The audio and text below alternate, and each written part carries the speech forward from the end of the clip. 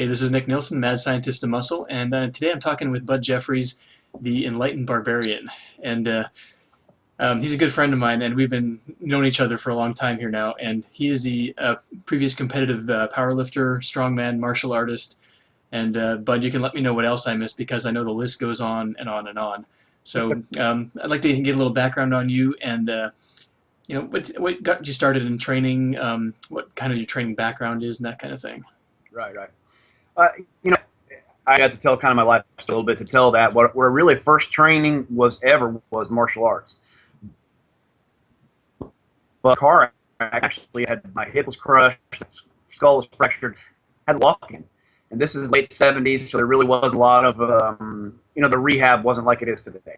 Yeah. So my mom was actually real progressive about that, and she got me started in it was a little local taekwondo, but it happened to be a great place. I happened to be a former Korean Army instructor, and really sort of set me up for a lifetime athletically. You know what I'm saying? From the rehab, getting back to just normal, really, because it took months and months. I was in a full body cast for over 3 months. Wow. Yeah, so it was, and that's a day I vividly remember, man. You want to talk about something that'll inspire you to jump on something? The day they cut that cast off me, and I thought, I was a little kid, I thought, I'm going to jump up and play. And as soon as my feet touched the floor, I collapsed like a sack of potatoes, man. Just ridiculous. And, but you got atrophy and nerve dysfunction and all the damage, repair, and all that stuff. So that's my first thing. And then I really got into weights and stuff for American football. Training for American football at 13, 14, and happened to be really, really just blessed. One, how awesome that I'm a competitive. And so I gym like 2 days, and I'm doing stupid stuff to better. I'm like, all right. So we go over there, and I start. I actually the big blessing of that is I learned technical perfection in how to do the big lifts very, very early. Mm-hmm. And then I got the real progressive thing of getting stronger and stronger and stronger because I was trying to compete. So I did that for years and years, and I won the teenage national championships. I set some records. Actually, I'm kind of proud of this. I set those records 25 years ago, and they still stand. Wow, which is pretty cool. And then I progressed on. I played a year of college football, and then I kept doing competitive powerlifting for several years. I peaked there. I won the WNPF Lifetime World Drug Free Championships. And then I kind of went nuts and did everything. I've done everything crazy that you can possibly do since then. I was a competitive strongman, did that for a while. I lost my mind for real for a couple of years and did competitive fighting. Which was like, I'm all for let's go testosterone and crazy, but that's like, let's let's poke a bear. The craziest what that is. That's kind of, well, it's awesome in the life experience of it truly changed my thoughts on training, because you find out as a big guy or a strong guy or whatever, you get in with a real trained martial artist, you find out you're very dangerous for about 60 seconds, and then you're not. And then you're just a pile on the floor. And beating the crap out of you 3 minutes into a round, and you're like, why is this happening to me? But it'll totally change your perspective on what you need as cardio and what the difference between real cardio is and functional muscular cardio, as well as heart health, and all. Just massive changes there. So I did, powerlifting, strongman, fighting. I've done some kettlebell lifting. I've done a lot of grappling, competition type stuff. Also, I've spent a lot of time working as a professional strongman in the old time strongman sense, doing public shows. I spent 4 years touring the United States doing anti-bully assembly, and did all of that. And then, I just worked on what I've come to doing is I want to find the greatest breadth of strength in as many possible ways as you can express the human body. But I also want to have that in a body that is pain-free, that lives a long time, is mobile, is athletic, is healthy, is vital in ways that I'm not walking around like a Frankenstein-looking powder. I want to be able to live up and play and run and do whatever else I want to do. But I also I don't want to have, the real problem with that is most of the time when you do that, you hit this mediocrity thing.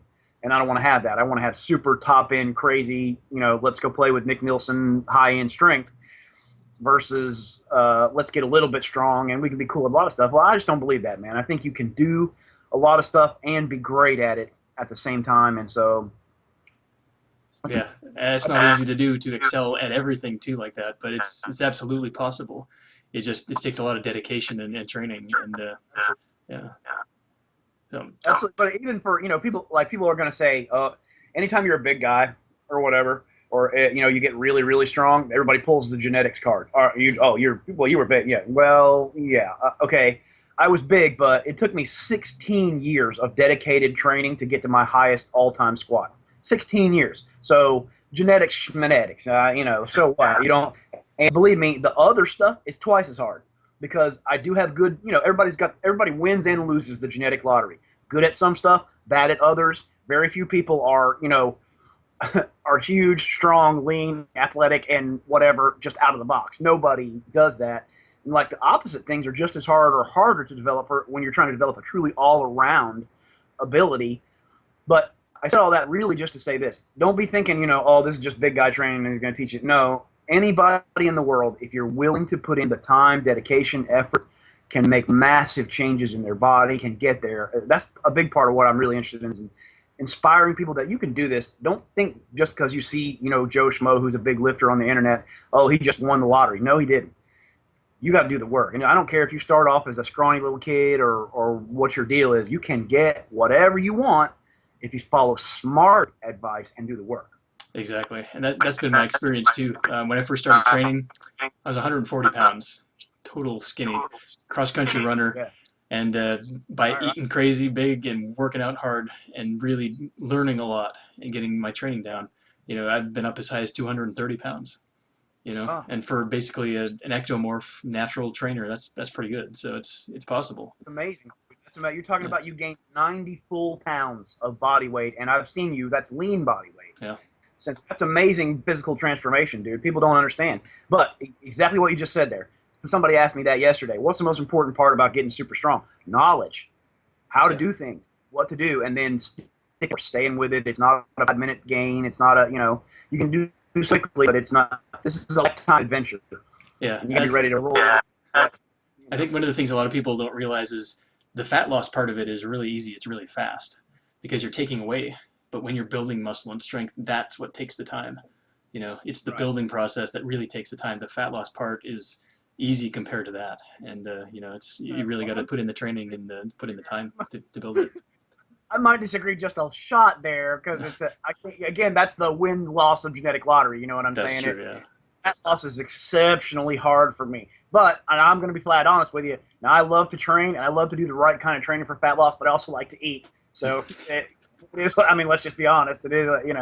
If I was willing to go all concentration camp and eat just lettuce, I'd be, I don't think I'd ever be 140 pounds, but I could, you know what I'm saying? And a lot of that is what that brings up something that you really people need to talk about is what are you willing to do? That's a huge part of it too. Absolutely. Do it, yeah. You can achieve a whole lot of things, but are you willing to put in the effort that it takes to do those to get there? Mm-hmm. That's mindset. Boom. Yeah. Absolutely. Yeah. Now, here's a quick question for you. You mentioned your squat there earlier, your maximum squat that you ever got. What were some of your peak numbers that you've gotten in some of the big lifts? Okay, best I ever did in squats is 1,000 pounds. And now I adopted a very kind of different style of squats. So that's raw, nothing but a weightlifting belt, that's supportive gear. And that started from the bottom, from a parallel position, starting from parallel and coming up. Over the years, everybody asked me this, and this is what I told them. I started off kind of, advanced technically and went back primitive in training. I kind of went, what I really went to is the harder, I wanted to go the hardest variations instead of the most mechanically advantageous. Now, I believe in huge mechanical advantage in finding the stances and stuff that give you great advantage, but like that, for me, if you ask me, that's really one of the hardest variations of squats to use comparatively, and that's what I went to. Yeah. And so I just got obsessed with my own thing. So 1,000-pound squat, and that's one of the lifts I'm really proud of. I also did a 2,000-pound quarter squat. Nice. Now that's just a 1-inch movement, but it's a short move. But 2,000 pounds straight on your shoulders, that was ridiculously, very, very super stupid hard. And, and let's see, the best I ever did was I did 500-pound bench press raw, 700-pound raw deadlift. And then I got really strong at a lot of the other, some kind of unique exercises or some different things. Like my best there. Now, I track other stuff. Like a lot of people only keep track of the big three, but I don't believe you're really training for super strength if you're not tracking how you're doing in basically everything you're doing. And if you're not I think people don't treat those exercises with the power that they can give them. So like, all right, I did a one arm row with a 320-pound dumbbell for 6 reps. I did a one arm press with 220 pounds. I've done a 10 reps of sit ups with 600 pounds on my chest. I carried a 600-pound stone for 40 feet. Let's see. I did a yoke walk one time, 1,300 pounds I only made it 10 feet, but it was pretty heavy. That's pretty good. And then I kind of have gone to, different training now. And okay, let me quantify some of that. Some of that was at a much bigger body weight than I am now. Okay, so the 1,000-pound squat was at 400 pounds. All right. Now today I'm less than 300. I'm about 290 today. And so I spent a lot of time actually kind of rebuilding that lift. So actually my last PR this year with that is 810 pounds. But that's 810 pounds with a much healthier body. And it's also coming back from a knee injury. So that's a different thing. And I said sort of some of that to say, okay, some of those PRs are at huge body weights. And some of those PRs are lifetime PRs for me at 41 years old at 100 pounds less than my all-time highest body weight. So the strength thing is kind of, it's not just being huge, it's being the right size for the right thing and being healthy, that kind of thing as well. And I've also kind of pursued unique types of strength or things that don't kind of fit my body. Like I want to be able to do unique body weight, very hard body weight stuff. Like one of the things I'm really kind of proudest of there, I was able to do a one-arm triple clap push-up, which at 290 pounds is pretty freaking difficult. That's just awesome. And able to do a full standing rollout with a ab wheel, from standing to back up, So again, body weight kind of efficiency stuff. And then I also track a lot of endurance like type lifting PRs as well. Okay, so like the best I've done, I snatched a 40-pound dumbbell, 1,200 reps in 1 hour. I did 1,000 jerks with a 53-pound kettlebell in 1 hour. I took a 50-pound sledgehammer and swung it 1,000 times in 45 minutes. Dragged a sled a mile. I pushed a prowler a mile.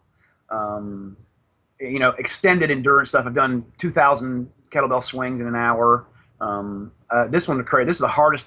This might be, it doesn't sound as hard as it is. This might be the hardest feat, one of the hardest feats I ever done. It was hard enough to make my son say, I hope he doesn't die from doing this, which is I walked a mile with a 300-pound weight vest on, and that was just horrifically, terribly painful. Because it doesn't sound that bad until you try it. But I know you've done some of that extended weight carry stuff, and it's terrible. It's I remember you posting on Facebook about that, and I was thinking, oh man, I've done similar to that with a lot less weight, and that was miserable. And I can even imagine carrying 300 pounds on yourself for a mile like that. And, it is, wearing it, because basically I don't think you can take it off, while you're wearing it. You can't take it off. Yeah, because it's like a movie makeup scene to get it on. It's like they always talk about stars come in 6 hours early to put makeup on. Dude, it took like 35 minutes to get it on me. And there's no taking it off till it's over. So you just got to suffer, and you can't. It just doesn't go away. That's the worst part about it. You like walking with a 300-pound yoke or barbell is terrible, but you can put it down. Yeah. You can't put that weight vest down, and you miserable is the right word. Yeah, that's just like biblically miserable, man. That's like Old Testament miserable. Suffering right there is what that is. That's Man, yeah, that's some impressive stuff, man. And it just goes to show you that even with the bodyweight stuff, especially, at almost 300 pounds, you're still doing bodyweight stuff that people literally half your size can't do. And there's really no excuse, oh, I'm too big to do that, I can't do that. You can, it's just a matter of getting your training targeted properly to doing that and putting in the work. Exactly right. See, like one of my big things is don't let yourself have an excuse. Don't say, I'm too big, I can't do that. Or I'm too little, I can't do that. Or I'm genetically this and I can't gain weight. Or I can't lose weight. No, just don't let yourself have an excuse, because it can be done. There are examples of people in the world doing it, and if some other human can do it, you might not do 100% of it, but you can get pretty close. If you just do the right stuff. It's just, people just don't have the knowledge. And then, okay, like you heard me list this crazy list of stuff, and, that ain't everybody's cup of tea either. You know what I'm saying? I mean, not everybody in the world has the desire to let's see if I can strap 300 pounds on my body and not die. Some people don't think that's fun, but if you're really into real hardcore physical performance, you can do anything, just about anything, amazing things, if you just learn the training right and just stop giving yourself a mental excuse. That's a big thing. That's huge, actually, and that's one of the things that I found, especially doing some similar stuff, not to the same level of weight, but doing some of these strength endurance challenges, is that Oh, a lot of it is just mental. It's like once you get past the first 2 to 3 minutes, then the yeah, next hour is fine. yeah, You yeah, know, it's just yeah, busting through that barrier that you have mentally, and once you get past that, then it yeah. really unlocks a lot of mental power in yourself too, and that a lot of things are possible that you thought maybe wasn't before. Absolutely. See, and people talk about this, and internet yahoos love to say, you muscleheads shouldn't be talking to people about life and motivation or whatever. Let me tell you something. Physical hard training is one of the primary mental strength builders available to mankind. You can physically test your body and test your mind so much that you literally can remake your mind through training your body. And especially if you read your thoughts along the way, if you get into really thinking about what am I thinking about when I'm doing this, and I train my mind at the same time, because you are one way you're training it, and it's going to negative, it's going to become positive. It's a practice and Pavlovian response, and how you go into that. And let me tell you something, there are some deep doors to unlock on the inside of a human when we get into the test situations. Those my son brought this up, and we had a discussion about this for a while. We were really into long isometric holds and doing crazy, the ball things. That was something I forgot to mention. I already had that. I had a 1,000-pound lift for 1 minute and 20 seconds. I held a 1,000-pound log on my leg in a wall sit position. Yeah. And yeah, that was pretty horrible. That Yeah. was pretty. Yeah, that was only lasted 1 minute, but that minute was pretty rowdy. That minute was, yeah, pretty rough. But okay, so my son did it that way, but he was trained a little more by himself than I was at that time, and he also kind of had a little different emphasis. So he started taking moderate weights, moderate to heavy weights, and doing extended holds. And now, okay, you can say, look at the number and say 1,000 pounds is heavy, and it really is. But this particular hold he did impressed more than anything I did. He held a 200-pound log for 30 minutes nonstop. Wow. And which is horrific beyond, like, you understand how much pain that's like, torture pain. That's like waterboarding kind of crap. Like, that's like, people would cry under interrogation if you made them do that faster than they would by waterboarding. It's that kind of pain. But I said that to bring out this point. We found this through experimenting over a period of time, especially in the long endurance and physical hard challenges like that. There's a point where it's physical adaptation, and there's a point where you're bringing out, things you didn't know you had, or your body is actually adjusting, and you're physically actually growing strength. And then there's a point past that where it's all mental strength, and then there's kind of a point at the end of that where it kind of meets together. And you do get to a place, once you get the physical structures of the body just right and get into the actual groove of the training of the thing, where it becomes okay, body was strong, but my mind wasn't strong enough. Then my body was strong enough to handle it, and my mind didn't want to do anymore. And now I've hit a place where my body can handle anything my mind will throw at it. So now the point is, how long do I want to go? How much do I want to do? It becomes an entire mental game of, and that's the whole driving point. You just how far do you want to go? You Yeah. can go, can go. It's just how far do you really, really want to go? And then you got to answer those questions for yourself too. You got to, hey, how much do I really want? Yeah, and that's such a great perspective, because with the pushing your body hits a certain level where it can keep going, but your mind shuts down. Whereas if you can get your body through that, then your body's going to kind of catch up, and then your mind will, pull you through that. But I like that idea of the dual zones and the convergence between the two, because that's so true. Yeah. And then there suddenly gets to the point where your mind is so strong, but your body totally shuts down, and there's nothing else you can do mentally about it, and you hit the ground, and that's it, you're done.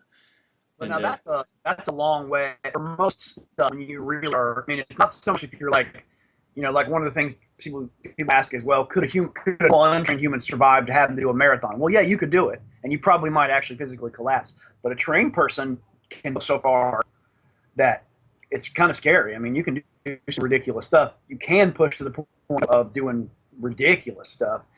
And there's the intelligent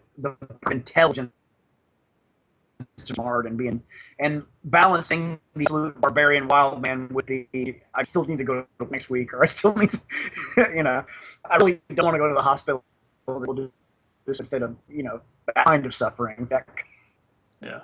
No, it's I can sympathize with your 1 mile walk with 300 pounds. I mean, this wasn't nearly the same degree, but I did at a body weight of about 180 pounds. I did 40 reps with 315 on the bar of full squats, and I literally hit the ground and I couldn't move for 10 minutes, and it was just I like, have been there, my friend. I have been there. Not been. yeah, Yeah, I have been there, dude. That is a brutal thing, and that's an awesome feat. And see that people like you don't see very many guys who are really good at anything disparage anybody, but you see middle guys or big guys who jump up and say oh well yeah, Nick did that, but Bud's bigger, or Nick's listen, everybody can be amazing for whatever size they are too. Who cares if so I'm 280 and you were 180 at the time, and whatever, I mean, it is what it is, and it's all proportional too. And here's the thing with that. So what if it's not the same weight somebody else lifts? The amount of intensity you put into your own work is the biggest thing. It's what's intense for you at this moment, and that's you roll with what you got, and as long as you're giving the hard work, who cares? And that's very respectable, dude. 40 reps with 315 is brutal. oh yeah, it was miserable. It was the first 20 were actually pretty easy, and then the next 10 were really hard, and I don't even remember doing the last 10. It's just like I actually Nice. had to go tell the weight room monitor, here's what I'm planning on doing. You're probably going to see me on the ground for a while at the end of this. Like I was setting my gearing myself up for this and warning them basically not to call an ambulance because I knew what was going to happen at the end of this. And they did come over and make sure that I was still breathing and stuff. But just give me another couple of minutes here and then I'll get up. But don't worry. Now, listen, when you got to quantify things, listen, I'm gonna do something crazy. Don't call the ambulance. Unless you see me stop breathing, then call the ambulance. Yeah, I literally did that when I walked in the gym. I'm like, here's what I'm gonna do. Don't call an ambulance. Come and check on me if you want to, but I'll let you know if I need to go to the hospital here. I'll blink 3 times if I feel cardiac arrest is imminent. Yeah. So then call, but call and the other way. Yeah. Yeah, that's a level of intensity right there, and that's it's not for everybody. But man, when you hit something like that, it just about a day and a half later, it feels really good that you accomplished that. Yeah. Once you get past man, that was stupid. Why did I do that? Yeah, exactly. Okay, now I feel pretty good about this. Now I feel pretty awesome about it. And you know what?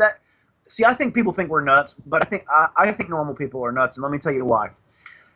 Those things are, they're horrific, they're painful or whatever, but they pursue a vitality of life that most people never get to experience.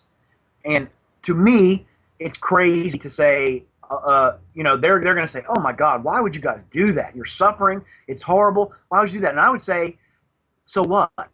I'm experiencing a level of immediateness in life and a level of what's physically capable and a level of the actual flowing of life in my veins that you've never touched. I think you're crazy for not doing it. Yeah, no, that's such a huge thing, and that I know it sounds cliche to say it kind of lets you know you're alive. Yeah. And it really just lights a fire, mentally and physically. And you're absolutely right. Most people never get to that level and never get to that feeling of really pushing themselves to the limit like that. And it's a shame because it's such a liberating feeling when you actually do that. It absolutely is, And also I think there's a feeling of this is something that's become kind of important to me, feeling that you're up to any task. I think most people, when I watch normal people walk around and do things, and I listen to them talk about what they feel like they can and can't do, I might tell you I can't do something today because I feel like I'm not physically ready. But because I've trained so much I just want to be physically capable to do whatever I want, and I want to have that feeling of walking around and hey, that might suck, but I can do it. I can handle it. I can handle life because I've trained to handle life. I think that's just a great thing for people to have, and most people miss it. They never get there.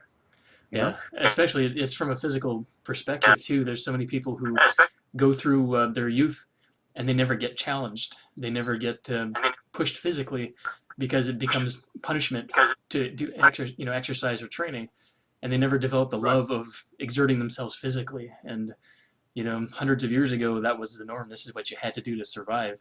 And now it's a luxury almost, and it's something that a lot of people really don't seek out. And I think that's such a shame because it, contributing to the decline of modern society and all that. But physically, it just is so important to be able to do things and to know that you can do things. You know, it's Well, and physical ability, you have to define what pain is. Most people, you said that they associate exercise with punishment because it's effort that feels painful, but that is not pain. That is the extension of high end effort that is uncomfortable. Pain is when you get stabbed or a broken bone or whatever. That's legitimate physical pain.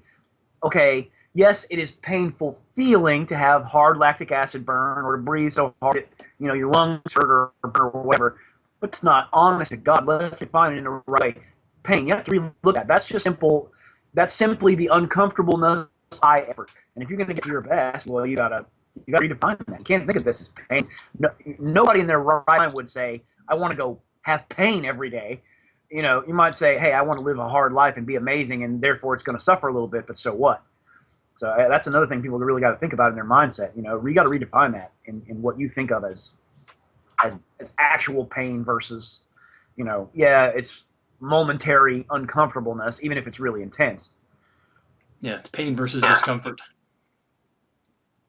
Yeah, that's what it comes down to me. Um, Getting back to the questions that I had prepared for you. This has been a great conversation. I didn't even want to Yeah, interrupt because this is really such good stuff.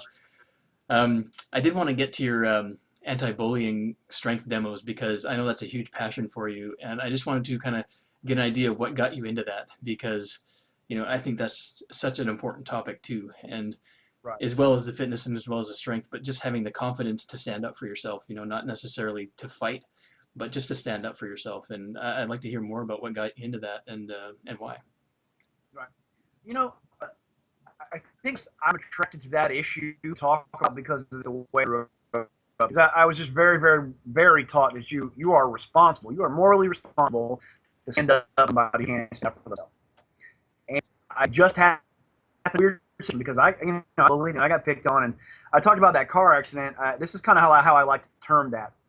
I was a skinny little kid, had this massive car accident, spent all this time in the hospital and all this time in a cast, and you're literally covered completely head to toe, almost not head, but chest down in plaster. You don't even know or see your body. And I'm only 6 years old, so it's not like I had any concept of body image at that time. Mm. I woke up a fat kid. I literally woke up. My body weight had nearly doubled in the time I was in that body cast, and it was not like, okay, yeah, I went out and decided at 6 years old I'm going to eat 700 bags of Doritos and double my body weight. That wasn't what happened. I just woke up this kid who suddenly his body was radically different and didn't know what. So the first time in my life I'm getting messed with and called a fat kid and stuff like. And so it gave me a real empathy for how people suffer because of how other people treat them. But then I got into some things either through the martial arts, also through regular physical training, and just the way I was taught to think mentally as a child about strength and that kind of stuff. That, yeah, I'm physically imperfect, but I'm going to stand up to you anyway. I'm going to become strong or be that kind of thing. And I think that's a message that people need to hear. You don't have to be perfect. You don't have to change anything about yourself, but you do have to be strong enough to stand up for yourself. And I still, honest to God, believe that we have a moral imperative to stand up for those who can't. And kids can't. They can, don't get me wrong. And, people, weightlifter guys especially love to attack the bullying issue with, kids just need to toughen up. Well, yeah. Now, I believe in giving a kid the tools to make him tougher. Putting you're going to be a great human unless you're done training to make yourself every bit what you can be from an intelligence standpoint, but from also a physical and mental toughness. Life is tough. If you don't build some toughness, you're not going to survive very well, or you're going to suffer a lot than you don't need to. However, allowing kids to get messed with in the way that happens in modern society today is a responsibility we should be taking very seriously. And that's not toughening kids up. That's just beating them down. and that's the wrong thing to do. You know what I'm saying? I got involved in doing speaking publicly, actually through an injury in college. I was asked to speak at a church. I'd been was playing football. I was dead set to play football, and my shoulder joint broke in the middle of the season, and it was over. That was the last of. I could not play football, but for me, it was kind of $1 million injury because I could still do strong stuff.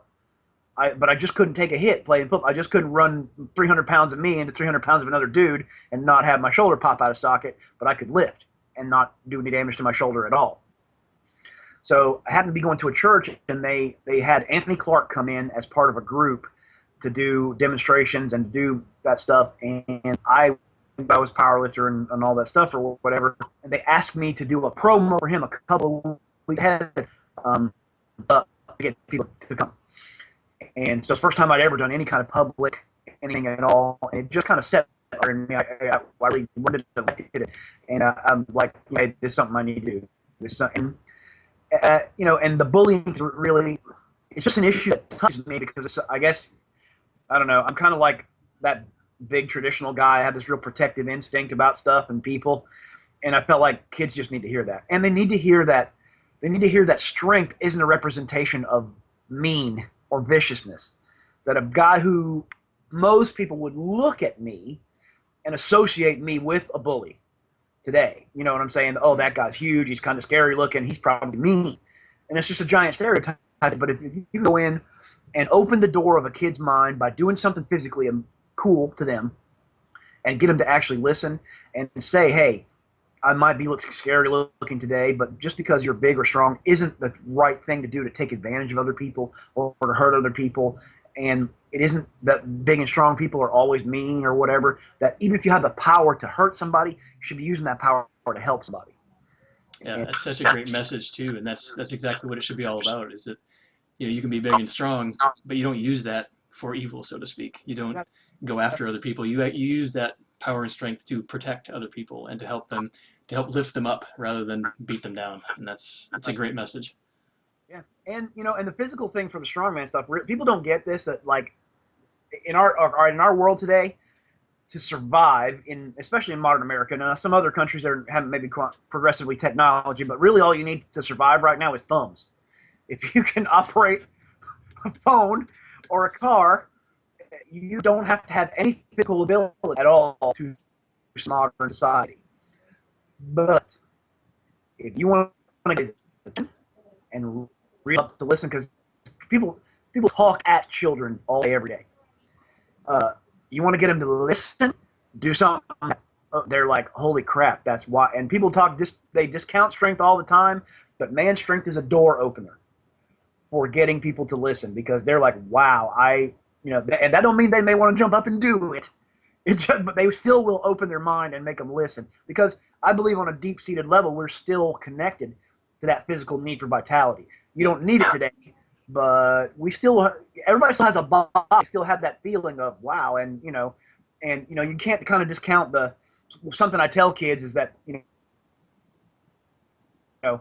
this is kind of a dirty secret of the strength world, but 99% of us got started because we were reading comic books when we were your age, and we all want to be a superhero. That's the truth. We all want to be, very few of us are actually walking around with a cape, just the really crazy guys, but we all want that. You know what I'm saying? We all want to be.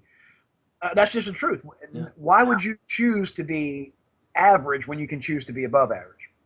Yeah. And I think a lot of people don't realize that is a choice, that you can choose to move above the average and really better yourself like that.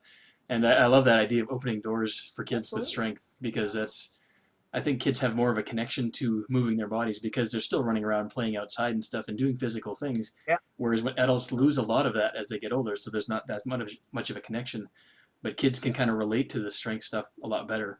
And plus, when you weigh 60 pounds, when you see somebody lifting 400 pounds, that's even that much more impressive. Yeah. Well, you should see, man, some of the, you talk about that perspective thing, I get orders or stuff. I've got a whole box full of either letters from kids or schools, or sometimes like teach how to class, do a project the assembly just had, and she said drawings that little kids make. I'm like the size of the, I'm the same perspective bias, because they're 6 and they see, not everybody, I think everybody, a lot of the high school kids too, but the little kids, I look like I'm a gorilla instead of a normal human in the way, but at 6 years old, I look like a gorilla to them. I do, you know what I'm saying? Yeah. It's hilarious, man. You should see, and the perspective, like the finishing feat that I used in the shows is I have somebody climb a ladder and they drop a bowling ball from about 9 or 10 foot in the air on my stomach. That's kind of that's one of the strength feats that I do, and that's really a great crowd feat. It really does work well and that whole thing. But when the kids draw the ladder, it's like 40 feet tall. It's only like 8 or 10 foot in the air for real if you're looking at it from an adult perspective. But when the kids draw it, the ladder's gigantic. It's like Yeah. It's like like a Bugs Bunny cartoon where he's like 800 feet up and looking down. It really does. Yeah. That's just awesome, man. Yeah. I did want to get into a few of the other things here too. I love that you're talking about the bullying stuff. That's just such a great eye opener for kids, and I think that's such an important thing, not only for kids but for adults to kind of learn too. I think probably the teachers at these schools get a lot out of it too. Yeah, well, I try. I really worked hard to put presentations together that will please the entire audience. In other words, even if I'm there just to talk to an elementary school, I'm still speaking to the adults and the teachers. You know what I'm saying? I kind of, I'll tell you what I kind of want to be. I kind of want to be the Disney movie strongman guy. You know how Disney movies are like for their 10-year-olds, but there's always a joke the adults get. They always put that in there because they know parents are going to have to go see it. Yeah. And you're absolutely right. Kids are much more connected to their body than the average adult.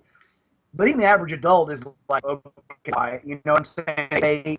We really worked hard to put that in there, and I do think it really is helpful because it makes the teachers more aware, and specifically put things that are about, hey, if you're an adult and you want to be more fit, to do these things, or even if you're an adult and you want to choose your life, you're a teacher right here, but you're not happy with what you're doing, well, find a kid mentor or find something to do, or don't let yourself off for being great because you had a tragedy or because you had stuff happen or you're bored with your life. Do something amazing. Yeah. And turn around and use that as motivation to make yourself go above and beyond. Yeah.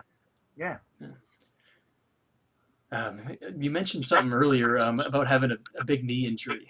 One of the things I've always been curious about, especially with powerlifting and strongman stuff, is when you do have a major injury like that, how do you come back from that and heal yourself enough to start lifting those heavy weights again? Because that's something a lot of people struggle with. And I've over the years, I've had a few injuries too, and I've come back from them. But some people just say, okay, I can't lift anything heavy anymore.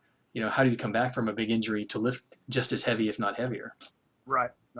I think it's there's a lot of individual process on that. And from a mental perspective, it's different things for different people, because I've seen people get injured and then get so freaked by going back to heavy weight that they just won't go back to it. So you have to kind of get past that where, okay, now I didn't get hurt lifting weights. I got hurt running. I just run sprints, and I don't know if something actually popped in my knee or I stepped in a hole and didn't notice it or whatever, but I didn't really feel that little bit tweaked, but the next day my knee was swollen, couldn't move my leg, and spent 3 days, couldn't barely, not able to bend my knee at all. And then it took me a year and a half, almost 2 years to get to squat to any kind of depth, anything even close to parallel. I could squat down, but I could not, if I had any weight on it all, my leg, my left quad literally would not fire at all from the bottom. Just wouldn't work. So I just couldn't do it at all. I think there's some stuff that happens there. Now, one thing you got to really kind of take into account here is what are the injuries are and what and why they're coming about. So, like, people are going to say lifting very heavy weights is real dangerous, but when you add it up compared to other sports, it's really not. And I think I'm a completely lifetime, natural guy. And I think that's why I haven't had a lot of injuries, because I actually have had the time for my tissues and ligaments and joints to adapt, versus I think you see a lot of injuries in modern powerlifting because, there's a lot of steroids in a lot of places and the muscle gets so strong that the tendons just don't adapt, as quickly, and then you end up with a lot of tears and that kind of stuff. I also think you have to adopt this mindset of, I'm going to fix this one way or the other. I'm going to, what I'm saying? I'm going to explore things. I'm going to do whatever it takes. I'm going to find a way. I've said this about heavy lifting at times, that the truth about heavy lifting, even no matter how, if you're going to get to your strongest, it's about problem solving. What I'm saying, in other words, you're stuck at a plateau. You got to solve a problem to get to the next place. And injury, I think, is the same way. It's about problem solving. So you've got to find the way that fits you. For me, I did as much as possible, as quickly as possible, to start working around the injury. I think that's a big thing. In other words, you see, I think one of the big mistakes people make in injuries and physical therapy is two things. That now physical therapy is where they're very aggressive about getting you moving as quickly as possible. I do think you need to do that. However, I think the fall short in modern physical therapy for most people is you got to remember that modern medical-based physical therapy that's not sports-based is about getting you back to minimally functional for a human being, not getting you back to top-end functional like a powerlifter or somebody would need to be. So, like, I couldn't squat deeper than a half squat, so I did half squats. I couldn't, you know what I'm saying? I still made things work. What really helped that particular for me is doing isometrics and yoga. I actually did a lot of yoga holds in, especially in the front warrior position, which is like holding a lunge position. I picked that up from Aishin's yoga from John Hines, and that radically helped. I did some Z Health stuff and some different stretching, and I just tried everything I get my hands on. The Z Health stuff actually did help. Seemed like it really helped as far as the pain from getting the nerves to kind of calm down and fire right. And then the isometric stuff, especially the wall sit stuff. The reason I got started doing that is because that was something I could hold in a low position and get my quad working without damaging the knee or without hurting it or without it would started to make things work. So I just kept going and going and going with it. I think it's a question of want to. Now, one thing I will say about heavy injury stuff with that is if you're getting it all the time, something is really, really wrong in the way you're training. You know what I'm saying? If you're constantly dinged.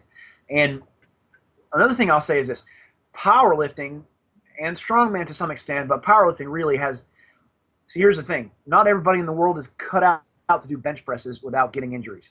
But everybody in the world has some type of a pressing movement that they can do that will build a massively powerful upper body and won't leave you injured. Everybody is cut out to do squats, but not everybody's cut out to do them the same way. So when you're competing under rules of this is the way I have to do it and this is the exercise I have to do it, then you have to stick with that, and it may or may not fit your personal body. Versus, okay, I don't have any rules to play under anymore. I don't, I can do whatever I want. So my pressing today is very different than it was at that time because it's the pressing that I like and it fits me better than that traditional way of doing it. I said that to say you see a lot of powerlifters who stick with it because they still want to compete and they get it re-injured and re-injured and re-injured, but it's because they have to do that one thing to compete versus they could still train and get massive and strong. It's just that one thing don't agree with you. It's kind of like having a peanut allergy. But being a competitive peanut butter eater, I mean, exactly. Yeah, there's something that's just going to constantly be working against you. But if you want to stick with it, you have to deal with it. So, yeah. And one thing I think that people, obviously the reasons for injuries is often imbalances and lack of mobility, flexibility, that kind of stuff. So because I have this very broad view of training, I've done a lot of stuff to really rebuild that. The mobility work was very helpful as well. Getting things to really back to firing and. I think you have to do smart things when you come back from injury like that, in that you want to move as quickly as possible, but at the same time, you don't need to jump back into, I got to lift 1,000 pounds again next week. There's a balance there between, if I stop moving, I'm going to regress backward and I'm going to have joint problems that are going to get worse than the actual injury. But if I go too fast, then you're back in the shark cage again. You know what I'm saying? You're back in the problems again. There's always that balance there. And, the other thing is just taking care of your body, rest and all the stuff you got to do, the smart stuff, and hydration and nutrition, and all the things you got to do, Yeah, exactly. You got to give your body time to rebuild. You got to get the circulation going as soon as possible, but not move so fast that you re-injure and make it worse. So yeah, I've been through that exact thing. I actually almost broke an ankle playing soccer. Wow. It wasn't even in the weight room. I've hurt myself plenty of times outside the weight room, a lot more than inside the weight room.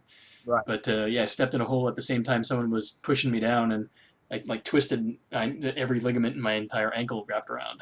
And I was back in the gym the next day carrying 85-pound dumbbells, hobbling around on one leg. you know? I've been there, dude. Exactly the same thing. Now, most of my legitimate lifetime injuries have come from sport, Hmm. not from weightlifting. So, but again, learning how to technically do a lift right is a big deal. Yeah. Learning how to do that, and just keeping, like I said, this is a lifetime adventure, and I'm not quitting. So it doesn't matter what happens. If you break my foot, I'll train the other leg until that foot heals. It's going to happen. It's a lifetime commitment for where I'm going. And I actually think it's prevented a lot of injuries, in the rest of the world. I mean, when you think about, just average falls and stuff that happen, I remember this first, the touring that I did the last few years was the first time I really spent a lot of time in icy weather. And so, a couple times I just step out of the truck, get out of the hotel, and bang, hit the dirt. Somebody didn't salt it, or it just is ice over anyway. You can't, and that's not like a thing where you just got to you're clumsy and you fall. That's just that you can't avoid it. But I mean, how many people get injured with stuff like that? But how many people are protected because they've got a little extra muscle? They've strengthened a joint, they've strengthened a ligament. Stuff that doesn't have to happen to injuries if you just do enough to train. And you also got to remember that a dude like me, okay, my career, I've always pursued, it's just in my mental makeup, to take things as far as possible in relation to strength. So it's kind of like driving a NASCAR 200 miles an hour. You know what I'm saying? You're going to get a scratch on the fender when you drive 200 miles an hour all the time. So even though I would tell you to train exactly like I do from what I do, that don't mean you have to go as far as I did. You know what I'm saying? And most people aren't going to be willing to do that. They're going to get plenty of muscle and strength without going totally nuts. I mean, that's just how it is. Now, me and you is a different situation, but you know what I'm saying? I mean, that's just the reality of the world. Yeah. Because a lot of people are going to say, well, oh, those guys get injured. No, we have life. Life occasionally injures you, and I want to play in the hard side of life, not the easy side. So Yeah. it happens. But, Yeah. The crazy thing is that the worst injury I ever had in the gym was not from lifting stupid heavy weight. It was from stretching.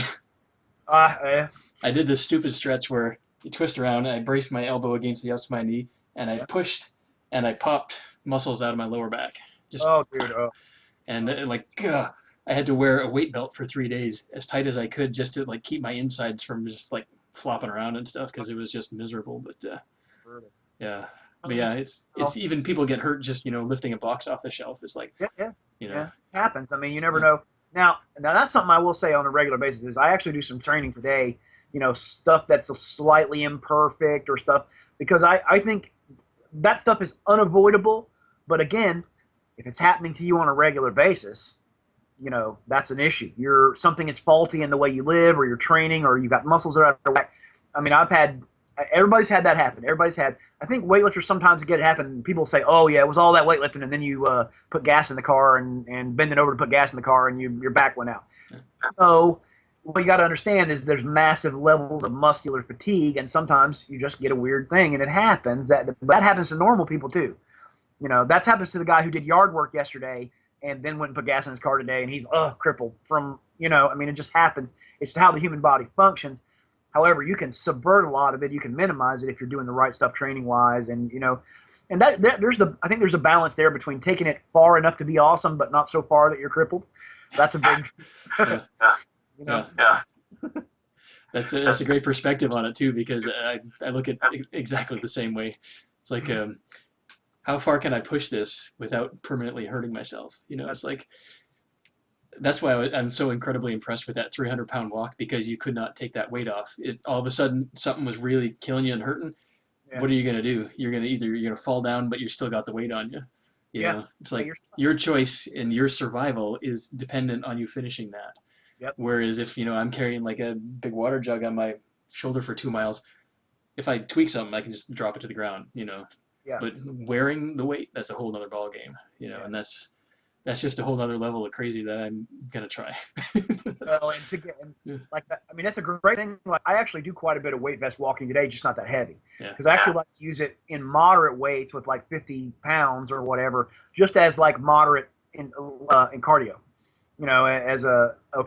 That gets me a little bit more cardio, a little bit more fat burn, a little bit more whatever. If I'm going to go out and walk a mile or two anyway, well, I'll just throw the light vest on. It's not a big deal. But that heavy vest was like 6 different chains on top of the weight vest, and like it was like a rigging affair, like putting a pirate ship together for rigging, tying the chains to me. So like I was like getting in an astronaut suit. When I'm in, I'm in. There's no getting out. There's no. It's not like Oh yeah, yeah. I can sympathize because I've done something similar too. I basically every form of wearable weight that I had in my basement, I put on myself to do step ups one time. Like I put on the 85-pound weight vest. I put on like 50, 60 pounds of chains. I had ankle weights on. Grabbed a couple of 125-pound dumbbells, and I literally had 400 extra pounds of weight on me, and I was doing step ups with that. Awesome. And I was just like, it's miserable, but it's like, man, I can't believe I freaking did that. And it was like awesome. And I wish I had more weight to pile on myself for next time. Yeah. You know, that's the kind of mentality that we have. It's like, okay, I did that. Now what can I do next to go even further? Well, see, I think we need that because I think we're as much as there is very little need for true physicality to survive today. I still think it's an important thing for that some people are pushing the front forward of the physical universe, of what's possible, what can be done. Because as much as today is a mental and technological world, it's still a physical world. It's still you still got to walk around, and there's still always going to be places where hard physical things happen and cars break down, or you get mugged, or somebody tries to mug you, or or hey, I'd like to be physically vital enough to carry the groceries in and not be so injured that I can't have sex later with my wife. You know what I'm saying? I mean, and all those physical vitality parts are pretty freaking important. And I just think I think it's important that guys like you and a few other guys who lead this industry from an experimental perspective are doing those things because there's a lot left unexplored with the human body, I believe, and that's still an important front, at least to me. Yeah. I think it's as we've had the space race and we've had whatever, well, the physical body's still always going to be here. Yeah. And if there's like a big EMP, then boom, that's all gone. All the tech stuff's gone. And suddenly you're the one pulling the plow from the front. Can you do it? That's right. And can you live? Can you survive? And you know what? Yeah. It's actually kind of a lot of people die. A lot of people wouldn't survive. Yeah, a whole lot of people. Yeah. Literally, that would be a massive population drop quick. Yeah. Because it kind of cracks me up actually. A lot of the the prepper kind of stuff. A lot of these guys have the mentality that I've got my guns. I can shoot my way out of anything. You can't shoot your way out of diabetes. I'm sorry, but you just can't. No, absolutely. And there's other things too that we haven't even just talked about, and that's kind of a big issue really especially with the bigger guys and the power lifters is that they get huge forever, and they're kind of like football players. You get used to eating a certain way to get bigger and bigger and bigger, and then you stop training hard, and you still keep eating because the appetite don't go away. Yep. And then that becomes an issue. But I think again, I think there are things that. And another thing I think is important from the experimental perspective is you never know what's going to inspire somebody, whether they're thin, whether they're big. What's the exercise that's going to kick their mind into gear to get them to a healthier place, get them away from stuff like diabetes, which is almost totally preventable, adult onset. Yeah. Not 100%, but almost totally preventable from diet and exercise. And I think you can still be big and strong and just take better care of yourself, actually have your heart healthy as well. And as silly as the whole zombie apocalypse thing is, if you really think it through from a training perspective, it's actually a very logical and very intelligent exercise to work through of, well, okay, could I actually survive something crazy? Am I, okay, so where's the survival thing there? And there's the thing where as much as I love being hugely muscular, you better think it through from where's the handicap there? Okay, I'm hugely muscular, but I can't walk a mile without falling apart. You're not going to survive either. You know what I'm saying? That's an issue I have with the fitness industry too, because like I think Mark Ripito or whatever was a guy that said strength is the first component or whatever, and that stronger people are harder to kill, and it's right. And the normal fitness people don't emphasize strength enough, but the true top end strength people often don't emphasize fitness enough to actually be able to move and and do the things that would take to live if our technology were to go away, or just. And here's the thing with that: as vital as you are from doing the hard, heavy lifting, you're not as vital as you could be if your fitness level, if your heart and all those things isn't high enough to really experience life. Because it's awesome to be able to do one heavy set with 900 pounds. It's not so awesome if you got to rest 30 minutes before you can even untie your shoes. You know what I'm saying? I mean, exactly. Exactly. Yeah. There's a balance there of what people could be wanting to be normal or not, you know. And it's actually a pretty interesting exercise to work through. Of, well, crap, if I had to walk all day for a day to get away from something or to get to food or to get whatever, well, now we just crossed a whole nother zone of could I, not just, okay, yeah, I'm strong enough to lift stuff and I can stack, stones together to build a house or whatever, but I can't get to food because I'm not mobile enough or I can't walk. You got some real interesting things to think through.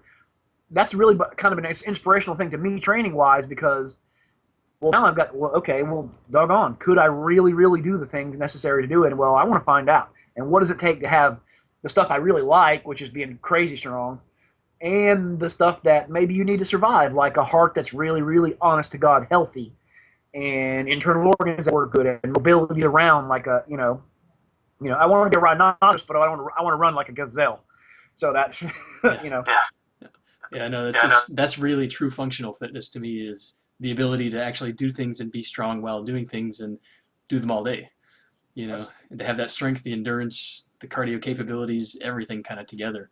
And CrossFit's sort of on the right track with that, but in a very backwards way in a lot of ways because they're so random in what they do. Yeah.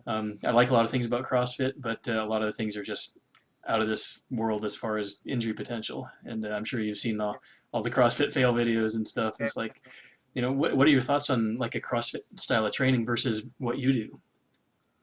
You know what? I hope we don't get sued for saying this. I'm about to. Okay, fit cross. Yeah, fingers crossed. Maybe you need to bleep this part out because we don't want to get sued. But Yeah. I like a lot of. I'm like you. I like a lot of stuff, and then there's some stuff I kind of don't necessarily agree with. But no, that's everybody's training style. Everybody's going to say that about everybody else's thing. I like some of it, don't like some, if they're being honest. I agree a lot with what you said there. I think a lot of the injury stuff you see is stuff. There is some stuff that really is high potential that's put together in a bad way.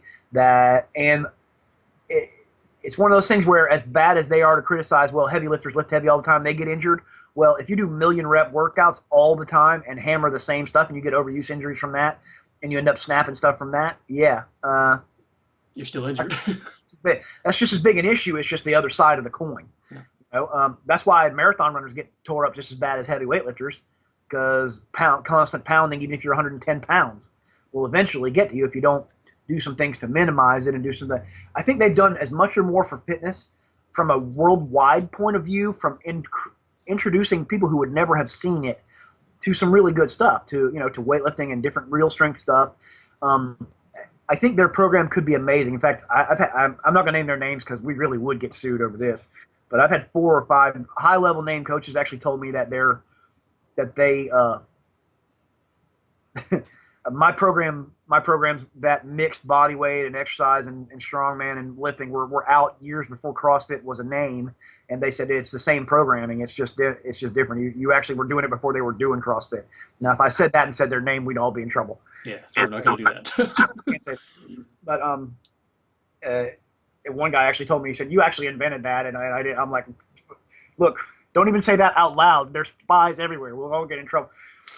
I honestly don't think that anybody can really even claim to have invented something like that because this goes back, thousands of years people were doing this. It's like really to even say that you invented something like that. Every time I think I say I invented this exercise, someone comes and says, "Oh yeah, that was very popular in the 50s." I'm like, okay, I didn't invent it. I might have reinvented it, rethought it, but it's like, yeah. Actually, I think the ancient people are a great resource to draw from because, again, primitive technology, but also no excuses. They didn't, their life required hard physicality. And here's the thing you miss. What they were doing is really cross-training workouts. If you really track the physical systems, they were pursuing high-level strength and high-level endurance and high-level athletic ability in the same time, and they were getting it. So if they were doing that 5,000 years ago in China or Greece, why can't we have that today? Why do we have to be so uber specialist that all we can, but we can't be fast, or all we can be is fast, but we can't be strong, or all we can be is enduring, but we can't be huge, or what? They were doing it. Why can't we do it? That's a whole. Yeah, I had a friend of mine actually who said in a history class, this was really cool actually that they did that. They actually set up this history class. It was like history on ancient battles and warriors. They actually put weight vests on all these guys to teach them, okay, here's a battle. Put all this weight on. This is how much armor these guys were wearing. Yeah. Now you're 500 yards away. I want you to sprint as fast as you can and meet each other halfway and have a fight. By Yeah. the time they got there, everybody was laying on the ground. Yeah. They couldn't even function, much less, have a fight or do anything to each Absolutely. other. It's like they're just gassed on the ground, and someone with no armor would just walk up and stab them in the face and they're done. It's like, these people would actually full on train sprint wearing all this armor so that they would be having all the capability of strength, the endurance, cardio, everything. All And the, their survival depended on it. And like you said, our survival now does not depend on any sort of no, physicality at all. For no. some people it does, but for most people it doesn't. Warriors, it depends. Soldiers, it still depends. It still makes a difference for them. Those guys and people who make their living from a physical standpoint. I think CrossFit does some amazing stuff, man. But I think that if you look at the guys who are the best from their competitive perspective, what they've done is rearrange the programming similar to what you and I have done and just include their exercises. Yeah. So I think the problem with it is the super randomization. Now, in their stated purpose, they'll tell you, we're not trying to make you we're trying to make you pretty good at lots of stuff. And it works great for that. It works great for burning body fat. It seems to put a lot more muscle on girls than it does guys. From a hormonal perspective, whatever they're hitting with the Metcon thing matches women's hormonal profiles better than or whatever. But you simply cannot, heavy squat once every 3 months and expect to get.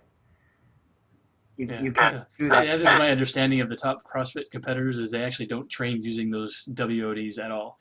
They train from a more periodized kind of thing where they actually do more typical kind of programs, but still with that gear of overall stuff. They don't do these random, do 50 Olympic lifts and then push the sled and then, do 5 kipping chin-ups and, then a kipping handstand push-up. And it's like, they don't train like that normally. It's just for these events that they're doing all these random things, but their general training is more like what we would do. Yeah, I think they do. I think exactly what they practice those events, so they got to be, because like a kipping chin up is not as simple as it looks. It's actually quite a bit of body coordination, whether you agree with doing it or not.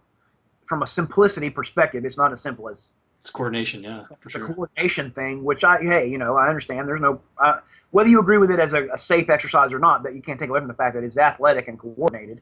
It is, but I don't think there's anything wrong with what they do, other than normal people will not be able to hold together in a metabolic stress environment with super high complicated exercises. Yeah, that's kind of my thought too, is, the inappropriate programming for people who are not ready for it, done by people who aren't qualified to program it. Other than that, it's great. Absolutely. And, and I'm kind of like one of those things, let's not criticize each other from a weightlifting world perspective. I mean, everybody does their own thing, whether I agree with it or not. The other thing we got to remember is the hardcore competitors are about, it's like me and you and 10 other dudes. You know what I'm saying? Like we all, and if we infight within each other, then we all look stupid versus the rest of the fitness world is looking at us like, man, those guys are all meatheads and they hate each other. Well, and who are we criticizing? It's only like 10 of us reading those message boards saying, Nick Nielsen does stuff that's too crazy. And No, I'm with you on that, man. It's like, there's really no need to tear each other down. It's like, we can help each other improve.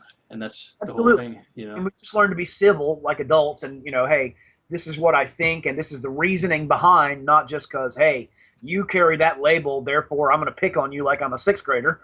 Or, I mean, come on, man. Let's grow up and, have some legitimate reasons about why we do things and why we talk about things and why, and some politeness in how you criticize. Like, if you come to me and you don't like my program, if you got a legitimate reason why that has some thought behind it, I'll be interested to hear. Maybe there's something you can learn. Yeah, that's huge. And that's the same attitude that I have as well. It's like, if I'm doing something wrong that maybe I don't know about, I want to hear about it before I hurt myself or before I tell somebody else to do it and they hurt themselves. It's like, I have no ego when it comes to that. It's like, say it, don't say it like an idiot, but, I'm happy to listen to criticism. And I know you're exactly the same way. And it's, approach it from a civil standpoint. And absolutely. Although I will say, I think we've also hit a place where, all right, it's easy to criticize CrossFit because of the way some of those exercises are done, but we've hit a place where we've sort of empowered the form Nazi police to the point that you're talking about people that don't really know the difference between what a really truly maximum effort heavy lift looks like, and always going to say, oh, bad form, bad form, bad form.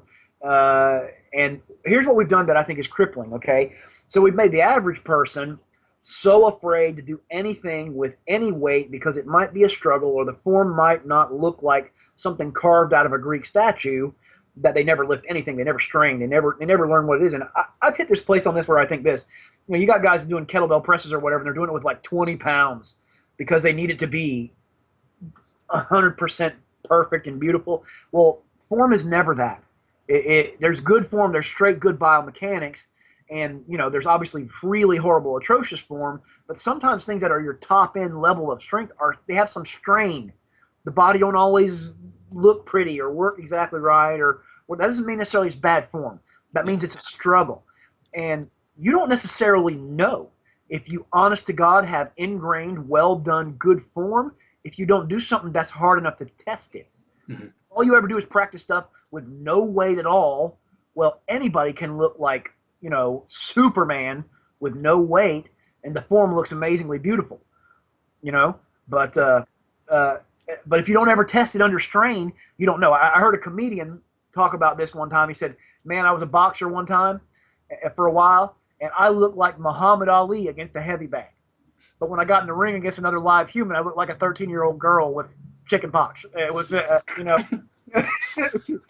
and that's what I mean about testing your reality under strain. If your maximum potential for a lift was a deadlift of 315, but you never lift over 150 pounds because you're afraid you might have a minor form break along the way, you don't know whether your form's good or not, because you're going to get to your max, and you are going to find a form flaw under max strain. Yeah.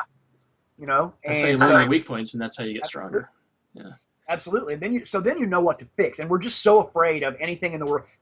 That, like that book that came out, Anti-Fragile. We're so afraid that anything in the world might hurt us that we shy away from it. Well, again, then you're not prepared for real life, because real life don't care whether you can lift this or that or whatever. It's get the job done no matter how much strain it takes or how ugly it looks. And if you don't put a little ugly into what you're doing by straining enough to find out where you really are, then you don't know. You don't have any idea what you really are, or exactly. What you. Yeah, that's exactly right, and that comes right down to your mindset and believing that you can push through and get something. Yeah, and that's totally right on the money. Is it as you get into the heavy lifts, and you have to struggle with them, your form sometimes does get ugly, and the internet, form police will be on you for that. And for me, it's like I welcome that, because these are people who obviously have never pushed themselves to that level, and I asked them, have you pushed yourself to this level? And they do, if they respond, they will say, no, I want to make sure I use perfect form. And it's like, that's not really going to help you in the long run. You really need to learn how to push yourself and push through some of these. Your form might break, your lower back might round over a little bit when you're doing a top end deadlift, but that's just how the body functions. Things will round over when you're, lifting 600 pounds off the ground. And that's just minor form breaks don't mean you're going to get hurt. Now, stupidly atrocious things that are being done, and this is all over YouTube too, or don't know anything about what they're doing. You know what I'm saying? They don't have any technical ability. That's different. But the thing is, the form police people they wouldn't know the difference between a truly heavy lift that has a minor form glitch because it's what that person is working on, and we're at the level of strain where that glitch comes out, versus Yahoo kid who has no idea what's going on because he's never pursued the knowledge to get it. So he's just probably copying something he saw and has no kinesthetic awareness of what's going on. You know what I'm saying? There's a difference between a guy who has minor rounding of the upper or lower back in a pull versus a guy who's a full-on question mark because he has no torso stability and he's doing something that he's truly not ready for. And that's really what you and I are talking about here. But the unfortunate thing is that we've lumped that all in as the same. Yeah, that's totally right on. It's not the same, and it's a very different thing. Yeah. And I'm actually going to get right into your book here, because we're going past an hour here, and this is great stuff, and I'm having a blast talking to you. But I do want to talk about your book, The Maximum Functional Hypertrophy. Maximum Functional Mass, right? Right. Yeah, and this book covers a lot of the stuff that we're talking about right here, as far as how to actually do some of these things and really push yourself using unique equipment, using, mental fortitude and strength and strongman stuff, powerlifting techniques, everything together. Um, what kind of inspired you to put this book together?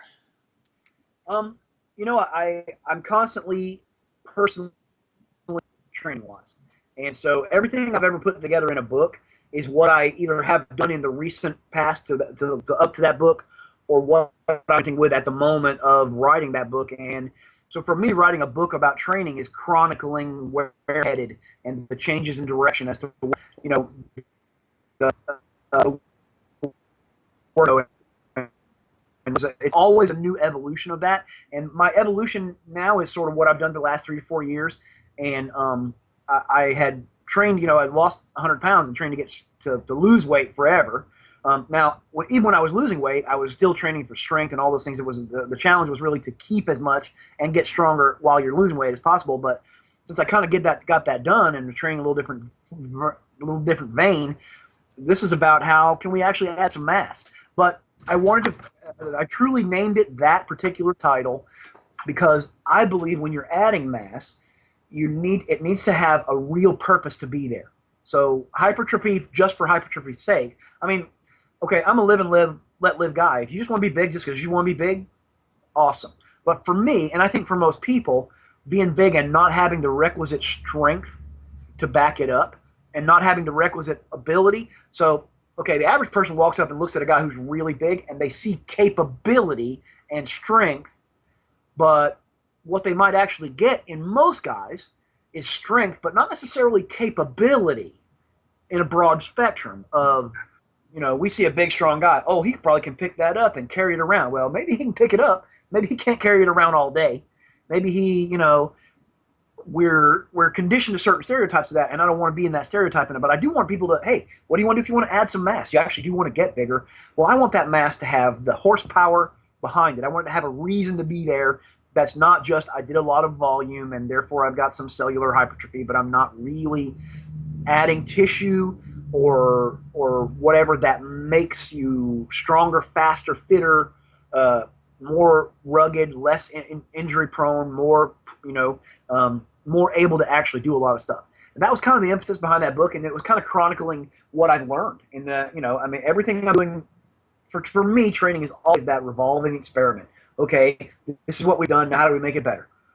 Well, Yeah. this is where I'm at. This is what we're doing. How to make it better with the mindset of let's be as awesome as possible at as many things as possible, get bigger at the same time. Yeah, no, and having read through every page of this book, I can tell you right now, this stuff is just awesome. This is Thanks, this is my kind of book. This is literally the stuff that I love doing. This is how I love to train. This is the stuff that, one of the things I like to do is just, do awesome things. And this is full of awesome things. And, a lot of people who don't train don't get this, but there are a lot of people who love this kind of training too. And this is who that book is for.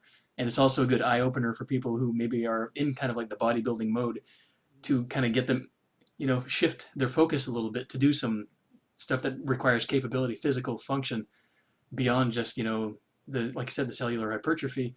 That's one thing, but you got to build up the structures, you got to build up the nervous system. There's a whole lot of other things that your body needs to really be capable and useful. And that's really what this book goes into. And I think it's a monster book that is just, it's great stuff. Thanks, man. I really appreciate that because you're a guy I respect in the industry, and that makes a big difference to me for somebody who really is on the ball to have that thought about it. I appreciate that. And that was really what I was trying to do, man, is open people's eyes and give them a whole different perspective on, hey, you can be this. And like, okay, weightlifters and powerlifters like to bag on bodybuilders, mostly because we're not disciplined enough to diet like that.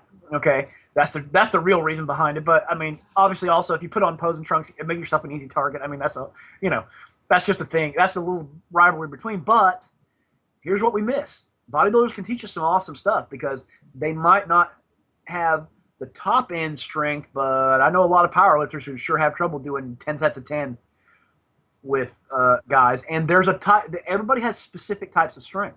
So what I try to do is give you the top end range of a power lifter and a strongman. So the top end range with barbells that a power lifter would have, the top end ability to lift wild stuff that a strongman would have, the ability to do high rep stuff with a bodybuilder. So what do we have? We have big muscle size from all those things, but then we combine it with the other stuff that's kind of really out there, like tumbling and things for mobility and things that, so now we have, Mary Lou Retton gymnast that's 300 pounds, but can pick up can squat 800 pounds. That's what we're looking for. I want to Yeah. be those things, and I want people to see that you can. And I kind of want people to see this.